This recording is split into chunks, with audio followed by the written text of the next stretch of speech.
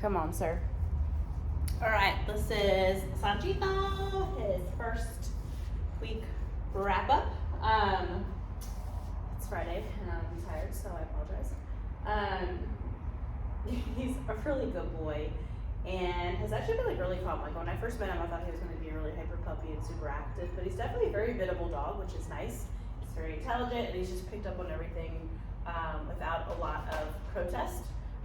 So I always start out my first week with marker inquisition, and all a marker is, it's just going to be our reward word. So it's marking a moment in time that he does something that I like and I want to pay him for.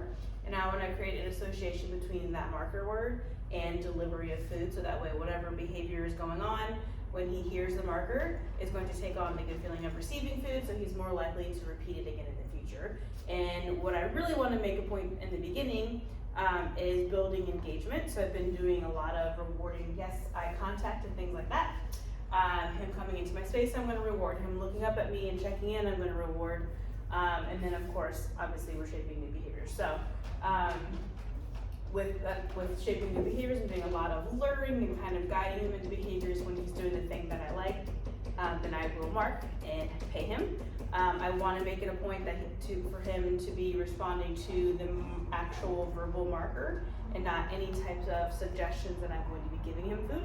And that way he has a reflexive response to the word, and when we're out and about in more distracting environments, when he hears the word, he is going to know that he is going to be possibly getting a reward. And if he is only responding to my physical cues, that could be a missed opportunity. So I really want to make sure to isolate word equaling that he's going to be getting food.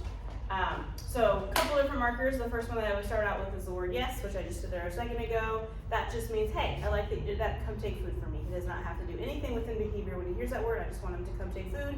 And I'm typically going to offer that in a little bit more playful manner. I want him kind of chasing after my hand and having a lot of playful movements to up the value of what I have to offer, especially since he's a shepherd and they typically have a lot of drive expression. I want to capitalize on that and have fun and be playful, right? So that yes marker, it's great for, again, building engagement, shaping new behaviors. It allows for me to get a bunch of reps in because we're not trying to worry about remaining in behavior and things like that. And for him, since he does his little ahoos, I'm sure you've heard them when he sees people and things like that. Right now it's very innocent, he's just kind of saying hi.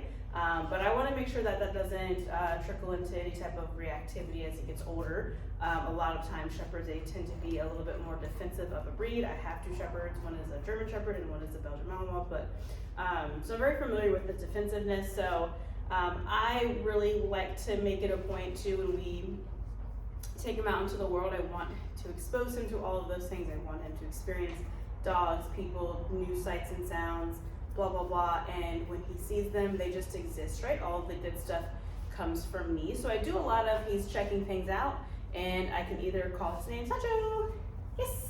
I can bring him back into my space and pay him that way. Or if I can see that it might be something that he is potentially going to be worried about, if we're under threshold, meaning like he's not actively already worried about it, he's just noticing it, I can say yes and counter conditions. So every time he sees these things, he hears his marker, he can come take food from me, and those things take on a good association, but the payment comes from me. So the value is with me, and it can eventually be you as his handler.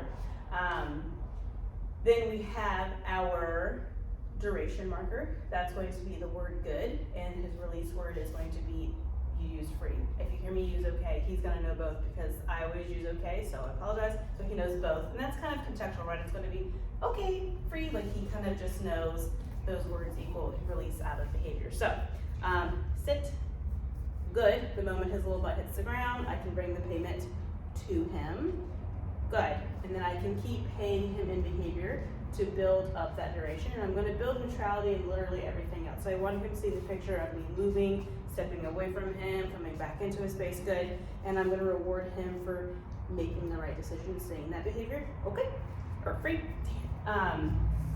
And then I where we are right now is we're adding in rules through leash pressure. So I want him to place, good. I want him to really understand the concept of what I'm looking for, and I want to isolate the meaning of each of those different markers. So YES means, hey, you're done, come take glue for me, whereas good, I'm saying, hey, I want you to keep doing that thing. And in order for him to understand the duration concept, we have to actually release him out of behavior with the FREE.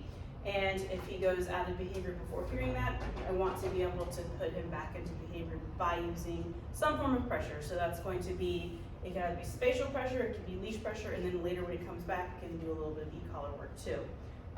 So it's important that he learns the concept of pressure and release and what those mean. In the learning phase, while there's not a lot of distractions around, I don't want to not teach him those things.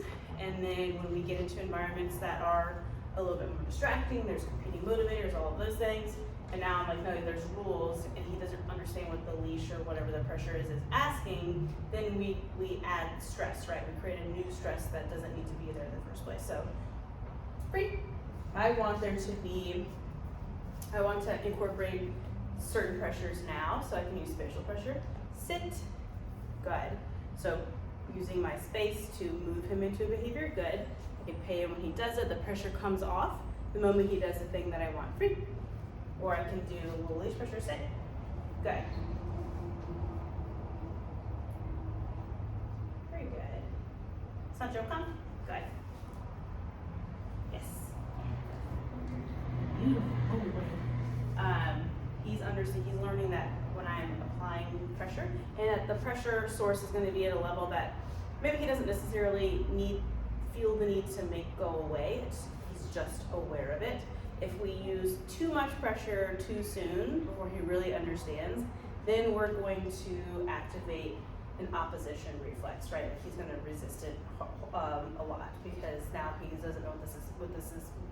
Woo, take two. What it means, it's causing a little bit of stress, and it's not meaning what we want it to mean. He's going to naturally resist that. So I want to be really sure that I am only adding enough pressure to where he's aware of it and nothing more. So, Sancho, come.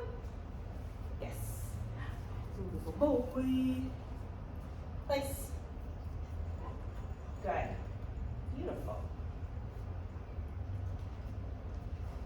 So I'm going to kind of tempt him to make some different choices.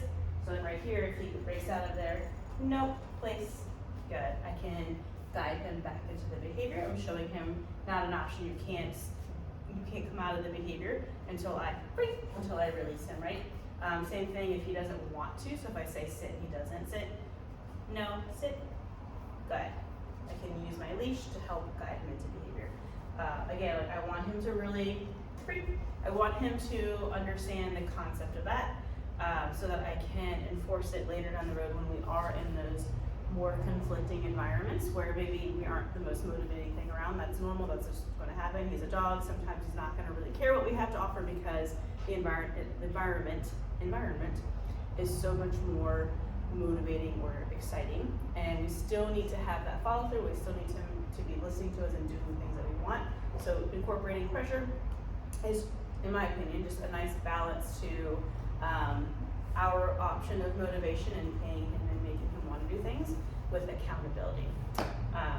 But yeah, other than that, he's doing really well. He's eating all his food. He's still a growing boy. He's bigger than my full-grown shepherd over there, who's on he'll be 4 next week or next month. Playing well with everybody. He's doing great with training, no complaints, super cute. He's doing really well with the cats. We're working on an out command. It's not perfect yet, but basically when he shows interest, I'm saying the word out, found, yes. There's no cat there, so I don't really have a great demonstration.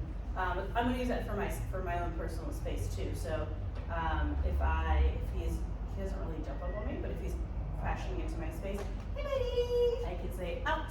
Use a little bit of spatial pressure and toss food away from me.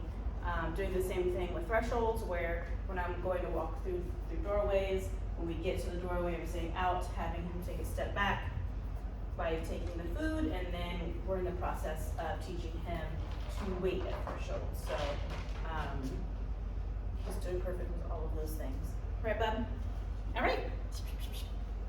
We're at 10. We're at 10.